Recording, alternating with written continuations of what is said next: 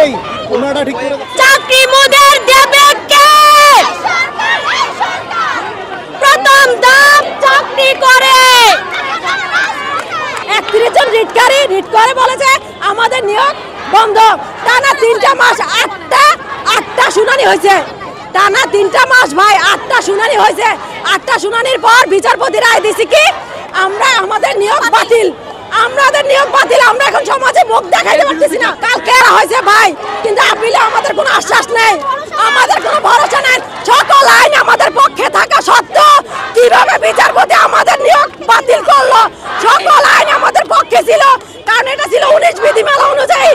তখন আমাদের সকল কাজ কমপ্লিট হয়ে গেছিল। এই সরকার আসার আগে আমাদের শুধু রেজাল্টটা দেওয়া বাকি ছিল ভাই। আমাদের রেজাল্টটা দিছে এই সরকার, আমাদেরকে নিয়োগ দিছে এই সরকার, আবার আমাদেরকে বাতিল করছে এই সরকার।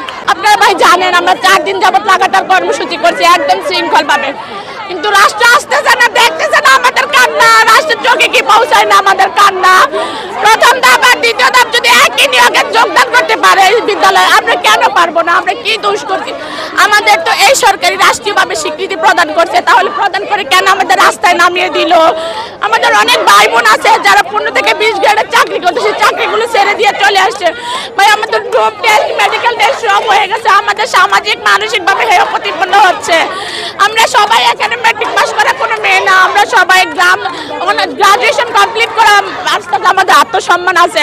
আমরা আমাদের তো লাঠি চার্জ খেতে আসিনি, আমরা এখানে সবাই গ্রাজুয়েশন কমপ্লিট করা, আমরা এখানে আমাদের আত্মসম্মান তো আছে। আমরা কি লাঠি চার্জ আর জল কামান খেতে এসেছি?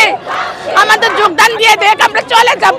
যেখানে একই নিয়োগে প্রথম আর দ্বিতীয় ধাপ যদি চাকরি করতে পারে, আমরা কি দোষ করছি? আমাদের এই ইউনিট সরকারি রাষ্ট্রীয়ভাবে স্বীকৃতি প্রদান করছে, তাহলে আমাদের কেন আবার চাকরি নিয়ে যাচ্ছে আমাদের কাছ থেকে? আমরা তো কোনো অন্যায় করিনি, আমরা শুধু এখানে আমাদের দাবিটা জানাতে আসছেন। আপনারা জেনে থাকবেন দীর্ঘ 4 দিন যাবত আমরা শান্তিভাবে শৃঙ্খলভাবে আমাদের দাবি জানাচ্ছি, কিন্তু রাষ্ট্র আসছে না। আজকে কি ডক্টর মোহাম্মদ ইউনূসের চোখে পড়ে না? আজকে কি সার্জিদ হাসনাত দেখে না আমাদের? আমরা কি ডক্টর মোহাম্মদ ইউনূস জাতীয় অধিকার নিয়ে সোচ্চার? তাহলে আমাদের এই বৈষম্যের শিকার হতে হচ্ছে কেন? অনেক কষ্ট করে পড়াশোনা করেছি, দীর্ঘ 2.5 বছর জবের পড়াশোনা করে আমি সাবলেটে থাকতাম বাসা ভাড়া করে, আমার চাকরি হতো, আমি এগুলো ছেড়ে সব চলে গেছি। টিউশনি করে পড়াশোনা করছি, আমার চাকরি হতো, আমি চলে গেছি বাড়িতে, সবাই খুব খুশি হয়েছে। আমার চাকরিটা চলে যাও তো আমি এখন মুখ দেখাতে পারছি না মানুষের কাছে, সামাজিকভাবে মানসিকভাবে আমি হেয় প্রতিপন্ন হচ্ছি। আমরা এখানে এইভাবে চিল্লাতেও আসিনি, আমাদের যোগদান দিয়ে দেখ, আমরা চলে যাই। আপনাদের মাধ্যমে আমি ডক্টর মোহাম্মদ ইউনূসকে জানিয়ে দিতে চাই, আপনার চোখে কি পড়ে না আমাদের এই কান্না? আপনি দেখেন আপনার শিক্ষক সমাজ আজকে রাস্তায় নামে এসছে। এই হাসিনা সরকার, এই ফ্যাসিস্ট পুলিশ কিভাবে শিক্ষকদের গায়ে লাঠি চার্জ করতেছে, আপনাদের মাধ্যমে তাকে আমি জানিয়ে দিতে চাই।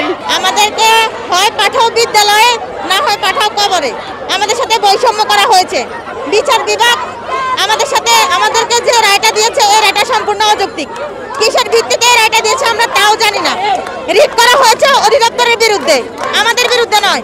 রিট করা হয়েছে মন্ত্রণালয়ে যে রায় দিয়েছে ওই রায়ের বিরুদ্ধে, আমাদের বিরুদ্ধে নয়।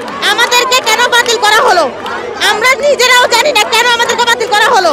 প্রথম ধাপ দ্বিতীয় ধাপ বিদ্যালয়ে চাকরি করতেছে, আমরা আজকে রাস্তায় পথে পথে পুলিশের মার খাচ্ছি। সরকারের কারো কি কর্ণপাত হয় না? কারো কি চোখে দেখে না?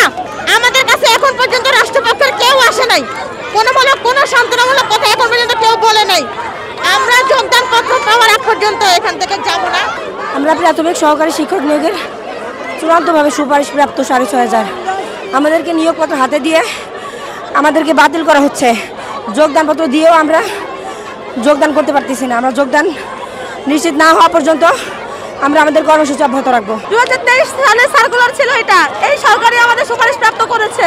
আমাদের কি অপরাধ?